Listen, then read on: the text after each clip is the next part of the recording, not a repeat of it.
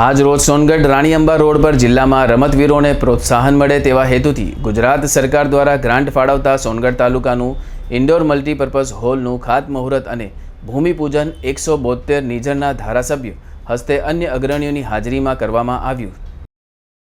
રમતગમત અને યુવા સાંસ્કૃતિક વિભાગની પ્રવૃત્તિઓ તથા સ્પોર્ટ્સ ઓથોરિટી ઓફ ગુજરાત દ્વારા તાપી જિલ્લા સોનગઢ ખાતે માનનીય ધારાસભ્ય શ્રી 172 નિઝર ડોક્ટર જયરામ ગામિતના પ્રદ હસ્તે તાલુકા રમત સંકુલની ભૂમિપૂજન કરવામાં આવ્યું। આ તાલુકા રમત સંકુલ યુવાનોને રમતગમત ક્ષેત્રે ઉજ્જવળ કારકિર્દી બનાવવામાં મદદરૂપ થશે એવું ધારાસભ્ય શ્રી ડોક્ટર જયરામભાઈ ગામિતે સાહેબે જણાવ્યું હતું। આ ઉદ્ઘાટન સમારંભમાં સોનગઢ નગર ભાજપ પ્રમુખ શ્રી હેતલભાઈ મહેતા, મહામંત્રી શ્રી રાજેન્દ્રભાઈ ભાવસાર, તાલુકા ભાજપ પ્રમુખ શ્રી વિક્રમભાઈ ગામિત,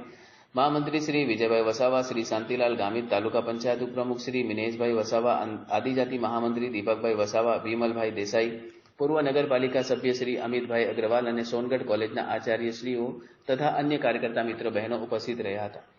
કાર્યક્રમમાં ઉપસ્થિત તમામ મહેમાનોનું શાબ્દિક અને પુષ્પો દ્વારા સ્વાગત જિલ્લા રમત વિકાસ અધિકારી શ્રી ચેતનભાઈ પટેલ એમની ટીમ દ્વારા કરવામાં આવ્યું હતું। અંતે હાર્દિકભાઈ DLSS તાપી મેનેજર દ્વારા તમામ મહેમાનોની ઉપસ્થિતિ યુવાઓ અને અગ્રણીઓ આભાર વ્યક્ત કરી કાર્યક્રમ પૂર્ણ કર્યો હતો।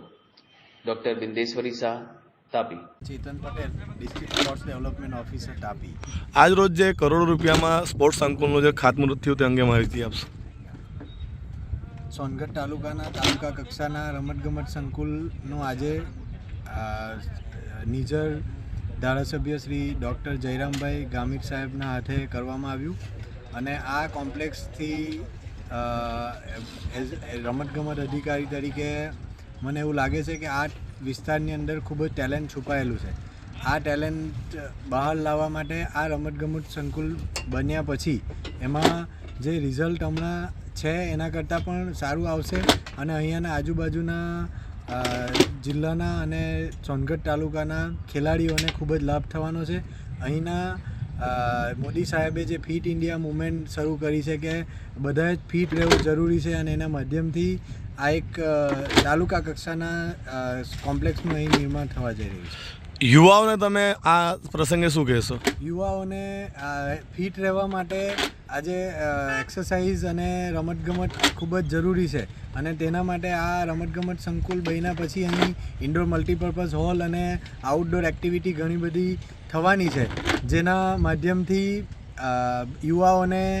ખૂબ જ ફાયદો થવાનો છે અને એક હેલ્ધી એટમોસ્ફિયર ક્રિએટ થશે। જી સર, ધન્યવાદ, થેન્ક યુ। આજ રોજ અત્યારે સોનગઢ તાલુકાનું અને આખા જિલ્લાની એક વાત કરીએ તો સૌપ્રથમ મલ્ટીપર્પઝ હોલ અને રમતગમત સંકુલનું અત્યારે અમે ખાતમુહૂર્ત કર્યું। આ કાર્યક્રમમાં અમારા તાલુકાના મામલતદાર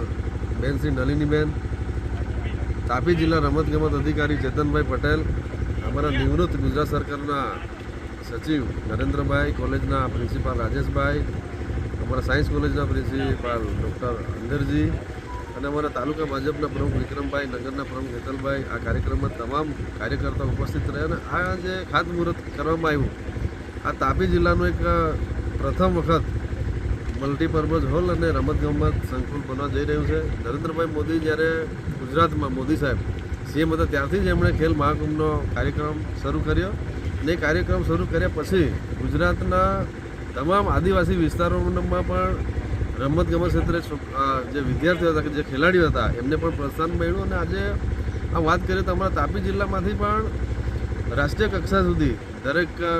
જે આપણી રમતો છે એમાં પણ વિજેતા બને છે અને આવનાર દિવસોમાં આજે જ અહીંયા અમને અત્યારે મેસેજ પણ મળ્યો કે અમારા કેટલા ખેલાડીઓ, હમણાં 8 જેટલા ખેલાડીઓ અત્યારે રાજ્ય કક્ષા સુધી ક્રિકેટમાં પણ પસંદગી જ રીતે ખોખોમાં, દોડમાં બધી જ રમતોમાં ખેલાડીઓ ભાગ લે છે અને આ જે મલ્ટીપર્પઝ હોલ અને રમતગમત સંકુલ અત્યારે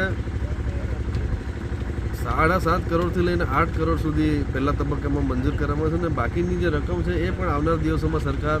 રજૂઆત મંજૂર કરશે અને ખાસ કરીને આજે હોલ અને જે રમતગમતનું જે મેદાન એમાં ખાસ કરીને આપણા દેશના આદરણીય નરેન્દ્રભાઈ મોદી સાહેબનો અને ગુજરાતના મુખ્યમંત્રી ભૂપેન્દ્રભાઈ પટેલ સાહેબ અને અમારા સાંસ્કૃતિક વિભાગ અને રમતગમત વિભાગના યુવા મંત્રી અમારા હર્ષભાઈ સંઘવી સાહેબનો આ તબક્કે તાપી જિલ્લા વતી ખૂબ ખૂબ આભાર માનું છું અને આવનાર દિવસોમાં પણ આ જ રીતે અમને સહકાર મળતો રહેશે